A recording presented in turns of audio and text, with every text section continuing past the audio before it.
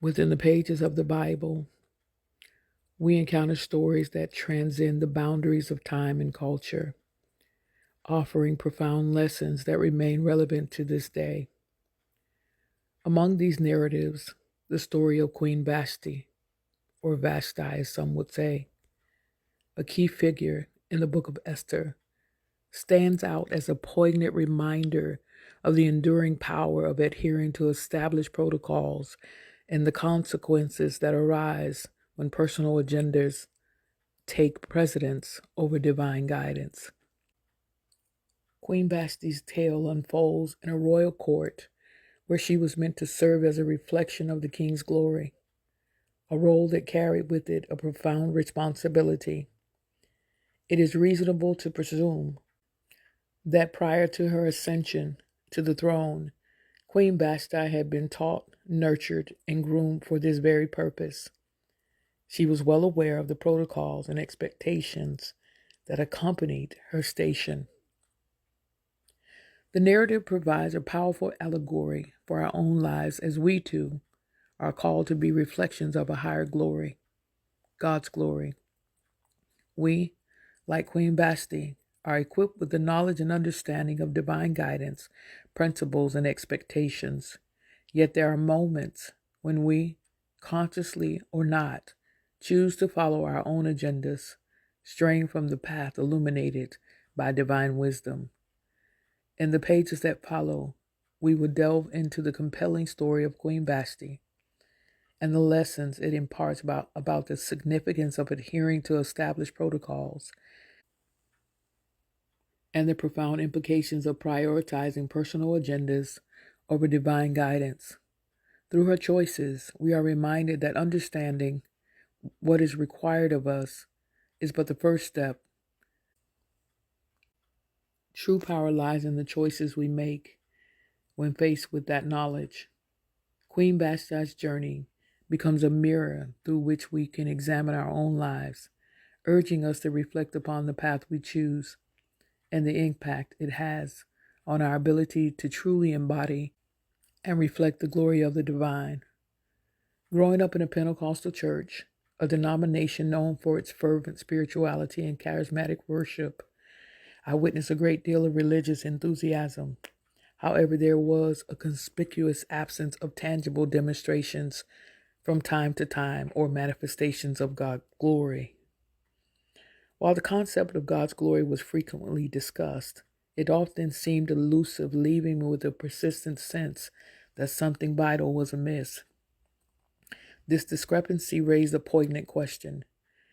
Were we, as a congregation, authentically reflecting God's glory? Or had we unwittingly become ensnared in our own agendas, residing in a palace devoid of His presence? Were we content merely with the trappings of religious opulence, while the profound essence of God's glory remained distant and obscured? The dilemma evokes memories of Queen Vashti's story, a figure within the pages of Scripture whose choices separated her from the presence of the king. Her story offers a haunting parallel to our situation, existing within the grandeur of the palace, but perhaps estranged from the divine presence. In 2 Chronicles 5 and 14, we read of a moment in the ancient temple when the glory of the Lord filled the house of God. This magnificent display stands in stark contrast to our struggle to witness such manifestations of God's glory in our contemporary places of worship. The chasm between the ancient temple and our experiences prompts us to ponder if we have settled for the palace without His presence. The scriptures beckon us to seek God's glory, as Psalms 105 and 3. It speaks glory in His holy name. Let the hearts of those who rejoice seek the Lord. Are we truly seeking His glory, or have we settled for lesser pursuits within the palace of religion? The question lingers as we navigate the intricate interplay between charismatic fervor and the authentic manifestation of God's glory in our lives and in our communities. This existential dilemma challenges us to examine our spiritual journeys, seeking not just the grandeur of the palace, but the intimate presence of the King. It invites us to bridge the gap between charismatic expressions and the profound transformative encounter with the living God, where our lives become the true reflection of His glorious presence. Chapter 1: Created for Glory. Understanding our purpose. In the grand narrative of the universe, we, as human beings, are designed to reflect something far greater than ourselves. Our lives are like mirrors, meant to capture and radiate a divine light, the glory of God. Yet in the midst of our busy, often tumultuous lives, it's easy to lose sight of this profound truth. From the very beginning, the Creator's intention was clear. Humanity was created for His glory. In the book of Isaiah, we read, "Everyone who is called by my name, whom I have created for my glory, I have formed him, yes, I have made him." Isaiah 43:7. This divine declaration sets the stage for our journey of understanding the purpose for which we were intricately fashioned. The image of God. To grasp the concept of reflecting God's glory, we must first recognize that we are made in His image. Genesis 1:26-27 tells us, "Then God said, let us make man in our image, according to our likeness." So God created man in His own image. In the image of God, He created him. Male and female, He created them. Genesis 1:26-27. This divine image bestowed upon humanity is more than a mere physical resemblance. It encompasses our spiritual, moral, and intellectual attributes. It signifies our capacity to love, create, reason, and make choices.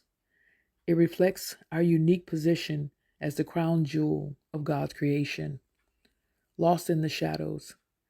However, as we look at the world around us, we see a humanity often shrouded in darkness, struggling to reflect God's glory. Sin, disobedience, and self-centeredness have cast a shadow over our lives, obscuring the brilliance we were created to radiate. Just as the moon reflects the light of the sun, we are meant to reflect the light of our Creator.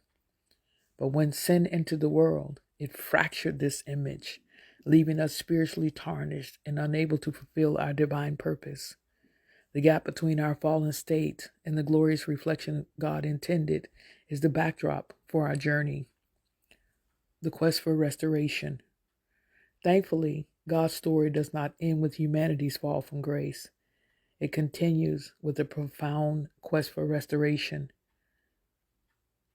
The moment sin entered the world, God began to process redemption, a process that will culminate in the ultimate revelation of His glory through the life, death, and resurrection of Jesus Christ. Our journey to reflect God's glory involves embracing this restoration process. It requires us to align our lives with His divine purpose, to allow Him to cleanse and renew us, and to shine as beacons of light in a world filled with darkness.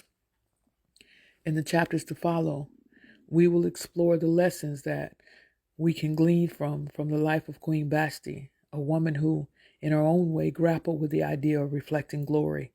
Her story will serve as a poignant reminder of the choices we face daily, to embrace God's design and purpose, or to remain in the shadow of our own desires. As we embark on this journey, let us keep in mind, like Queen Vashti,